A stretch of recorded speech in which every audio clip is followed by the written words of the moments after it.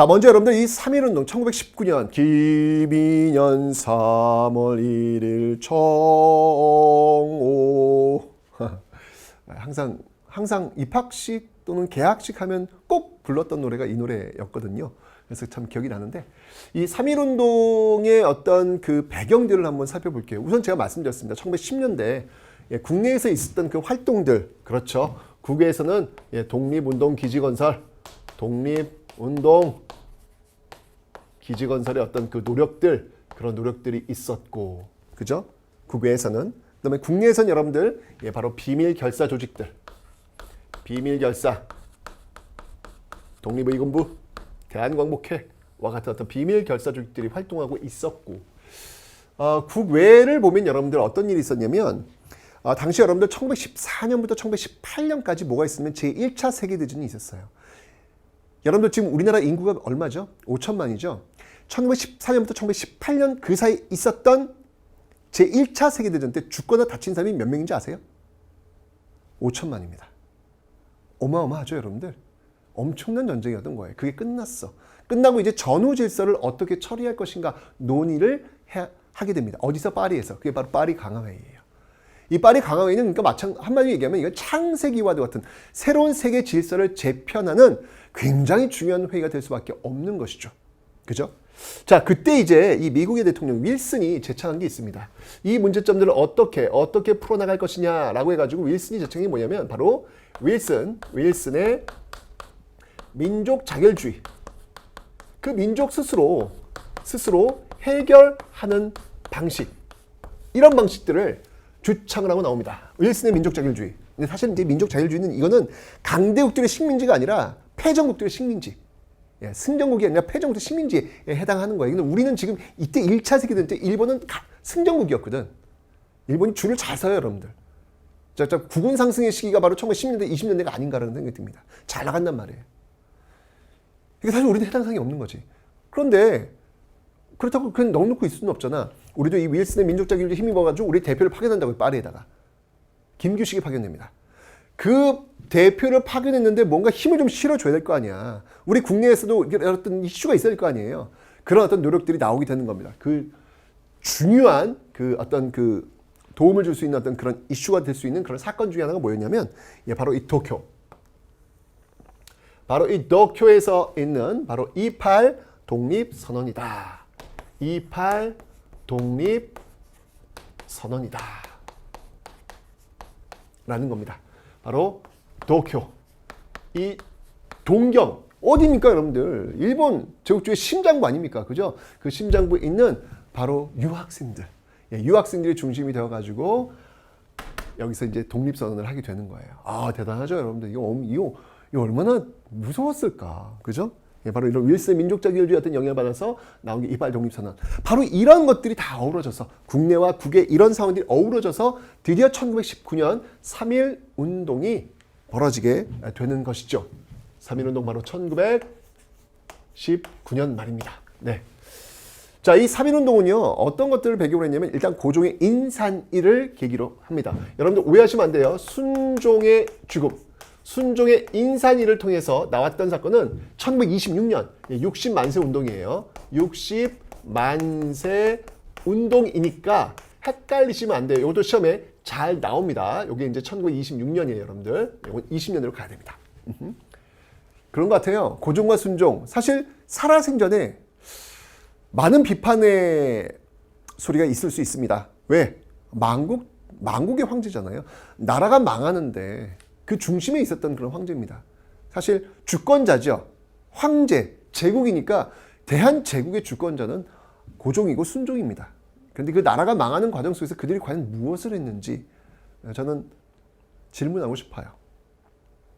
최소한 격렬한 저항 정도는 보여줘야 되지 않을까 라는 생각. 근데 너무나도 순수하게, 너무나도 스무스하게 나라를 넘겨버렸다. 비판받을 소지가 너무 많다는 이야기죠. 근데 아이러니하게도 이들은 자신의 죽음으로써 이 땅에 살고 있는 사람들을 모아내는 그런 역할을 또 하게 됩니다. 고종이 죽으면서 3.1 운동이 벌어지는 것이고 순종이 죽으면서 60만세 운동이 벌어지게 되는 것이고 참 아이러니다라는 그런 생각이 드는데요. 예, 고종의 인산일, 3.1운동은 바로 고종의 인산일과 연결되고 있습니다. 잘 아시겠지만 여러분들 일제가 이거 뭐 엄청난 탄압을 하게 됩니다. 그러면서 이 제암리, 좀 더 정확히 얘기하면 제암 고주리 학살 사건이에요. 제암리에서 사람들 죽이고 또 이동해가지고 또 이 고주리에서 사람들 또 죽여요. 너무 가슴 아픈 교회당에 사람들 모아놓고 일제가 말이죠. 거기다가 이제 주변에다 불 질러놓고 거기서 아비규환이 되고 있는 사람들 향해서 총을 쏴 죽이는 정말 이게 어떻게 말로 표현할 수 없는 그런 잔인무도한 그런 행위를 했던 사건이 바로 이 제암 고주리 학살 사건이 되겠습니다. 이게 참 3.1운동 때 정말 당시 그 인구가 2천만인데 거기서 참여했던 3.1을 참여했던 200만이 넘어요. 이거는 그 집집마다 하면 다 나왔다는 얘기예요. 거적적 민족 항쟁이에요. 여러분들 우리 역사에서 반만년 역사에서 전국에서 당시 어떤 그 시대 정신을 해결하고자 수많은 민들이 다 나와가지고 목소리를 높였던 적이 과연 있을까? 저는 이 3.1운동이 아마 최초의 모습이 아닐까라는 생각이 듭니다. 그래서 여러분들 이 3.1운동은요. 이전과 이후의 분기점이 될 수 있는 정말 혁명적 사건이라고 볼 수 있습니다. 왜? 3.1운동 이전까지 있었던 나라는 제국이고 왕국이었습니다. 황제의 나라였고 왕의 나라였어요. 그런데 3.1운동을 계기로 해서 그 이후에 우리는 반만년 역사에 단 한 번도 보지 못했던 새로운 나라를 만나게 됩니다. 그 나라가 바로 민국입니다. 대한민국입니다. 처음이에요. 3.1운동 이전에 살던 사람들을 우리는 뭐라고 했냐면 백성이라고 했습니다. 왕의 통치를 받는 백성들. 그런데 3.1운동 이후에 등장한 사람들 우리는 백성이라고 부르지 않습니다. 우리는 그들을 시민이라고 부릅니다. 백성과 시민은 전혀 다릅니다. 백성은 수동적인 어떤 그 존재라면 시민은 능동적 존재. 국가의 주권은 국민에게 있음을 선포할 수 있는 그런 능동적 존재가 바로 시민인 것이죠. 3.1운동은 이렇게 제국에서 민국으로 백성에서 시민으로 바꿔내는 굉장히 중요한 그 분기점에 있었던 사건이 바로 3.1운동이다라는 것이죠. 자, 이 3.1운동 미친 영향을 한번 지금부터 그럼 정리를 한번 해보도록 하겠습니다. 자, 그 영향은요. 자, 무엇보다도 이제 일제 통치를 바꿔내요. 놀랬죠. 이건 우리 앞에 배웠습니다, 여러분들. 깜짝 놀랐어요. 예, 이 무단 통치 첫 번째가 뭐였냐면요. 예, 바로 무단 통치. 그냥 찍어 누르면 될 줄 알았지 뭐. 예, 이 무단 통치를 무엇으로 바꿔냈죠, 여러분들? 예, 바로 소위 문화 통치. 소위 문화 통치로 바꿔냈습니다. 일본이 깜짝 놀랐던 거예요. 뭔가 좀 더 교묘한 통치 방식으로, 기만적 통치 방식으로 이들을 다스려야 되겠다라는 방식 우리가 배웠습니다. 자, 두 번째는 여러분들 이게 너무너무 중요한 역사적 의의죠. 예, 바로 대한민국 임시정부가 출범하고 있더라라고 하는 겁니다. 어디에서? 바로 상하이에서. 자, 여러분들 기억하세요. 선생님 생일이 몇 월 며칠이에요?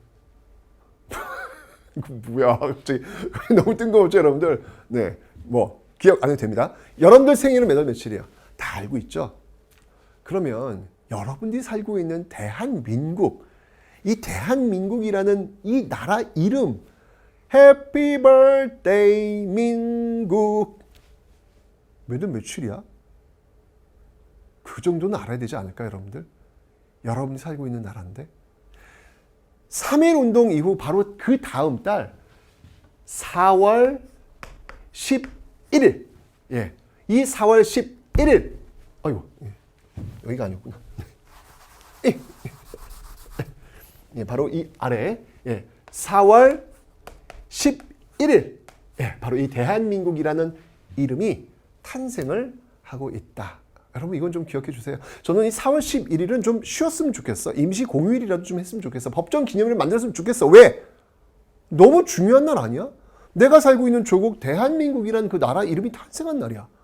이날 좀 기념하면 안 돼? 기념해야 기억하거든요. 4월달은 또 쉬는 날도 없잖아. 너무 좋지 않습니까, 여러분들? 기필코 4월 11일 임시 공휴일을, 아니 법정 기념일을 꼭 만들어 냅시다. 대한민국. 오케이. 네. 그래서 대한민국 임시정부가 이렇게 탄생을 하더라. 이 대한민국 임시정부의 역사적 의의를 한번 좀 살펴보도록 하겠습니다. 이 대한민국 임시정부는요, 우선 최초의 우리나라 역사상 최초의 그 삼권 분립 삼권 분립에 의한 공화정이에요. 공화정. 삼권 분립에 의거한 공화정이다. 자, 그럼 이제 삼권 분립이 뭔지 궁금하시죠, 여러분들? 네, 나뉘어져 있는 거예요. 세계의 어떤 권력이 어떻게? 바로 이렇게. 바로 입법, 사법, 행정. 자, 먼저 입법은 뭐가 있을까요? 임시의정원. 이거를 이거 지금 국회야, 국회. 임시의정원. 이거 키워드예요, 여러분들. 기억해 주셔야 돼요. 입법. 그 다음이 행정. 국무원. 그 다음이 사법. 법원. 그래서 삼권 분립에 근거한 공화정. 우리나라 역사상 최초의 이 형태가 제대로 탄생을 한 게 바로 이 대한민국 임시정부다 라고 하는 것을 여러분들 꼭 기억을 좀 해 놓으시면 되겠습니다. 대한민국 임시정부. 정말 1919년부터 1945년까지 대한민국 임시정부가 이제 중국을 움직이게 됩니다. 중국을 계속 이동하게 되는데 어쩌면 이 상하이에서 출발하게 되더라라고 하는 것을 일단 좀 기억해 놓으시면 되겠습니다. 자, 이렇게 대한민국 임시정부 출발을 하니까 이제 상하이잖아요, 상하이. 그죠? 이거 이제 국내로 이제 연결을 해야 돼. 연결할 수 있는 조직을 하나 만들어야 되겠죠? 자, 그 만든 조직이 무엇이었을까? 그게 바로 연통제와 교통국이라는 겁니다. 자, 먼저 연통제부터 한번 볼게요. 이 연통제라고 하는 것은 행정 조직이라고 좀 보시면 돼요. 국내와 이 상하이 대한민국 임시정부를 연결해주는 어떤 행정 조직이라고 보시면 되고요. 그 다음에 이제 교통국이 있습니다. 교통국. 자, 뭔가 교통국. 뭔가 좀 이렇게 서로 이렇게 교류가 좀 있을 것 같죠? 맞습니다. 이를 통해서 독립운동 자금이라든지 정보라든지 이런 것들이 첩보와 관련된 그런 역할을 하는 어떤 그런 조직이 만들어지고 있다. 이게 연통제와 교통국이다. 이뿐만 아니라 여러분들 자금이 필요할 거 아니야? 독립운동은 자금. 그래서 나중에 우리가 광복되면 그 돈을 이자를 쳐서 갚겠다라고 해가지고 이때 독립공채, 애국공채라고도 합니다. 이 독립공채를 발행하는 모습들도 있었어요. 독립공채도 있었고요. 그 다음에 이제 우리의 소식을 알려야 될 거 아니야? 그래서 만든 게 뭐냐면 독립신문. 이 독립신문도 이렇게 만들어서 알리고 있고요. 그 다음에 이제 우리 역사 잃어버리면 안 돼. 너무 중요하거든. 그래서 그런 역사적 사료 같은 것을 모아놓은 임시사료 편찬위원회. 임시사료 편찬위원회. 이런 것들을 만들어가지고 우리의 역사를 소중히 기억하는 어떤 그런 모습들. 그 다음에 이제 특히 이 대한민국 임시정부는 이 외교 쪽에 굉장히 관심이 많았어요. 외교적인 활동을 많이. 그래서 이제 상하이가 이제 이유가 뭐였냐면 여기가 조계지였거든. 조계지라고 하는 거는 외국 취해법권이 적용되는 곳이에요. 그 지역에 있으면 일본이 함부로 들어와서 누군가를 잡아건 그럴 수가 없거든요. 그래서 이제 이 상하이에서 있었기 때문에 외교적 활동을 하기 좋았어요. 그래서 이제 미국에도 여러분들 외교 활동을 위해서 뭘 만들었냐면 구미위원부. 구미위원부를 설치하는 그런 모습들도 있더라라고 하는 겁니다. 자, 이렇게 대한민국 임시정부 이 출범의 이 3.1운동은 굉장히 큰 영향을 미쳤고요. 그 다음에 이제 세 번째, 이건 여러분 세계사적으로도 굉장히 유명한, 굉장히 큰 영향을 미칩니다. 이 중국에 이게 3월달이잖아요, 여러분들. 5월달에 중국에서도 오사운동, 중국의 오사운동에도 영향을 미치고 있더라. 중국인들도 지금 조선인들이 지금 이렇게 지금 들고 일하는데 우리도 지금 반식민지 상태인데 우리도 좀 해야 되는 거 아니냐? 라고 해서 중국의 오사운동에도 이러한 영향을 미치고 있었던 사건. 정말 이 3.1운동은 1910년대 그 눌리고 눌렸던 일본 헌병경찰 통치, 무단 통치에 정면으로 맞섰던 거족적 민족 항쟁이었고요. 무엇보다도 대한민국 임시정부, 대한민국이라는 그 이름, 공화정이라는 그 이름, 제국에서 민국으로 그리고 백성에서 시민으로 전환시켰던 역사적 사건이 바로 이 3.1운동이다. 어찌 본다면 우리 반만년의 역사를 두 시기로 잘라봐라 라고 했었던 그 기준점이야말로 바로 이 3.1운동이다 라고 할 정도로 우리 광장의 역사, 여러분들 광장에 많은 사람들이 나와서 자신들의 주장을 이야기하잖아요. 그죠? 민주주의 국가니까. 그 광장의 역사가 언제부터 시작되었을까? 3.1운동. 3.1운동 바로 여기서부터 민주주의 역사 그리고 광장의 역사가 출발했다라고 해도 과언이 아니죠. 그래서 우리의 모든 우리의 모든 행위, 모든 어떤 정신 이런 것들의 출발점을 바로 이 3.1운동으로 출발시켜도 과언이 아니다라는 것. 그만큼 여러분들 이 3.1운동은요 중요한 사건이다 라고 하는 것을 여러분들 꼭 기억해 주시기 바랍니다. 자, 그렇다면 이제 여러분들 3.1운동 이후 1920년대는 어떻게 우리가 또 싸웠을까? 그 저항의 모습을 한번 살펴보도록 하겠습니다.